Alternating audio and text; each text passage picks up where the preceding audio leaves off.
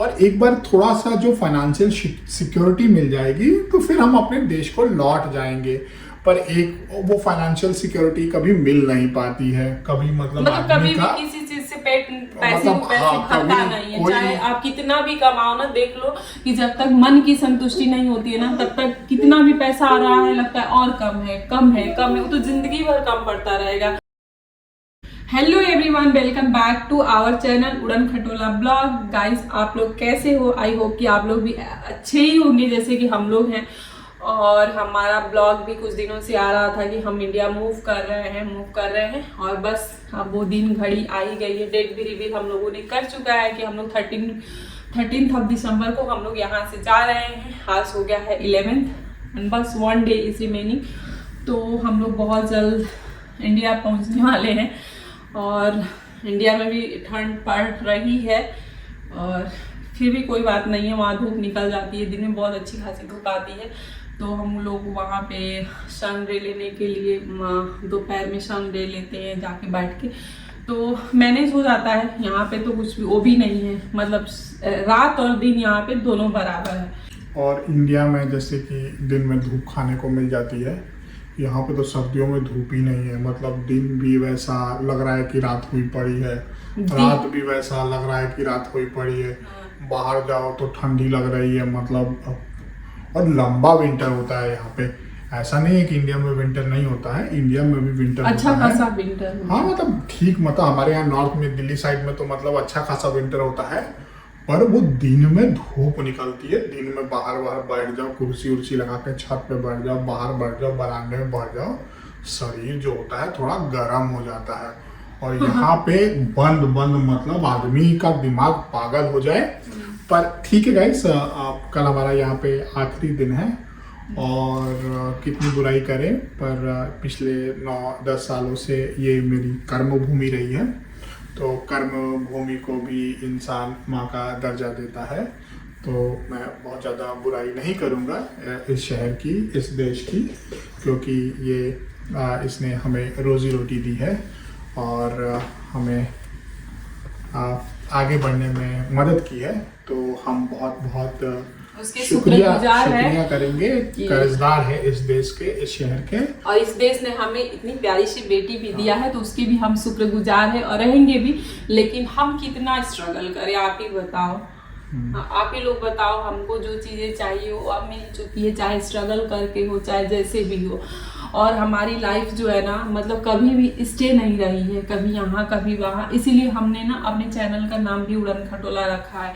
और अब हम चाह रहे हैं ना, देखो गाइस, हम यहाँ से मूव हो रहे हैं तो हमारा ना मतलब हमारा पहले से ही तय था कि हमको यहाँ तो सेटल होना नहीं था, है कि नहीं? हम लोग पहले भी बातें कर चुके। हमको लगता है कि जो भी देसी बाहर आता है तो 90 पता नहीं, मतलब मैक्सिमम लोग तो फैमिली वाले हैं तो यही सोचते हैं कि हम यहाँ पे सेटल होने नहीं आए हैं। मतलब हम यहाँ पे कुछ पैसा कमाएंगे, अपनी फाइनेंशियल स्टेटस को थोड़ा बेटर कर लेंगे और एक बार थोड़ा सा जो फाइनेंशियल सिक्योरिटी मिल जाएगी तो फिर हम अपने देश को लौट जाएंगे।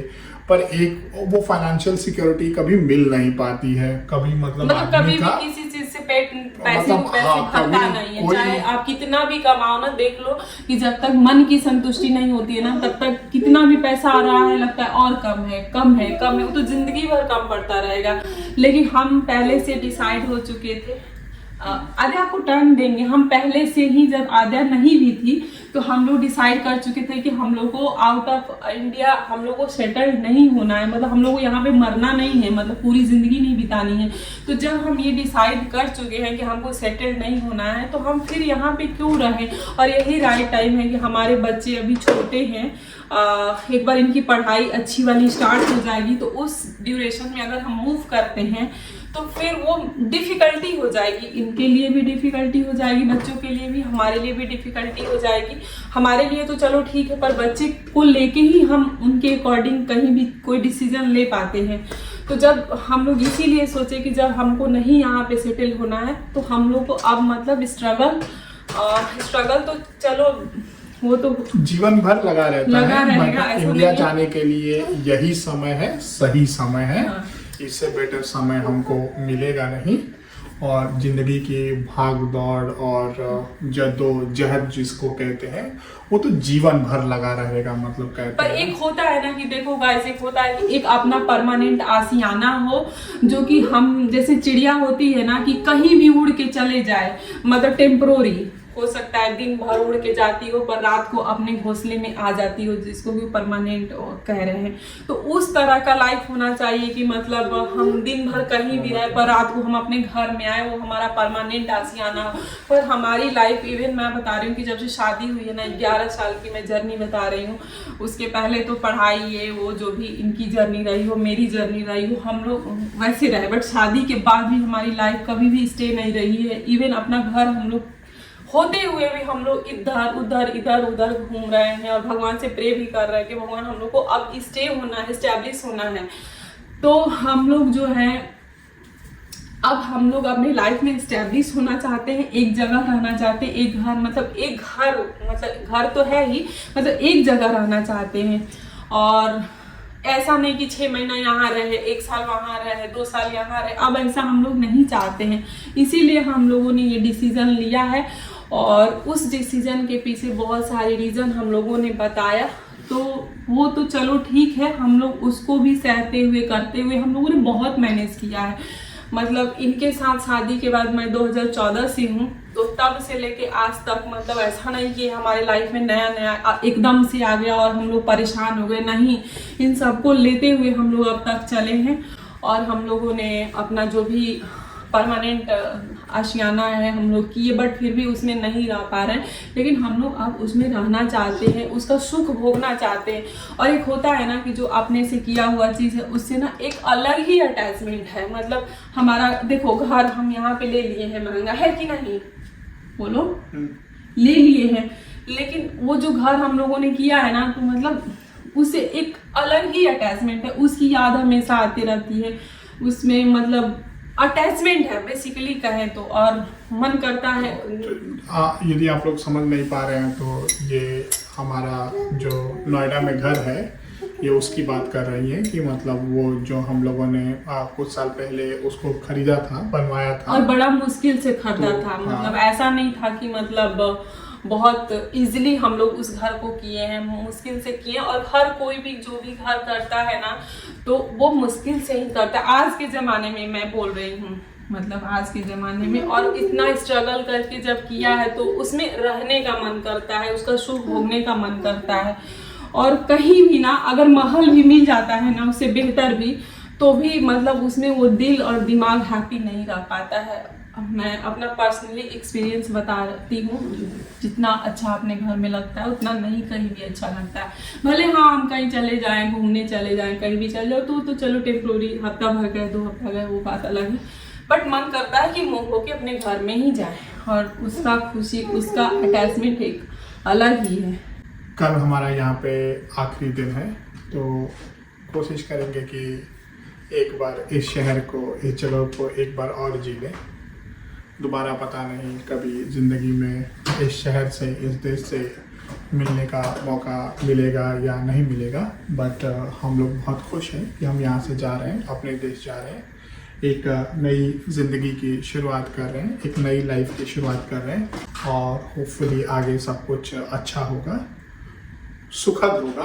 हाँ। तो एक चीज़ और हम कहना चाहेंगे कि जो ये आयरलैंड है ना, डबलिन हम लोगों को बहुत कुछ दिया भी है। ऐसा नहीं है कि मतलब यहाँ पे सिर्फ निगेटिविटी ही निगेटिविटी है, बहुत कुछ दिया है। और हम इसको मतलब बहुत सीखे हैं हम लोग यहाँ पे। हाँ, बहुत सीखने को मिला है, जिंदगी को समझने का मौका मिला है। और जैसे कि देख रहे हैं कि हमारी बेटी यहीं पे अब मेरी शादी को 8 साल हो गया था। अब मैंने इसके लिए एक ब्लॉग भी डाला था, रिसेंटली भी डाला था और उसके पहले भी डाला था। तो शादी के 8 साल हो गए थे, पर मेरे को बेबी नहीं हो रहा था। हर जगह से मैं परेशान हो गई थी, लेकिन आयरलैंड में ही मुझे बेबी भी हुई। तो ऐसा नहीं है कि आयरलैंड ने, डबलिन ने मुझे कुछ नहीं दिया, बहुत कुछ दिया है।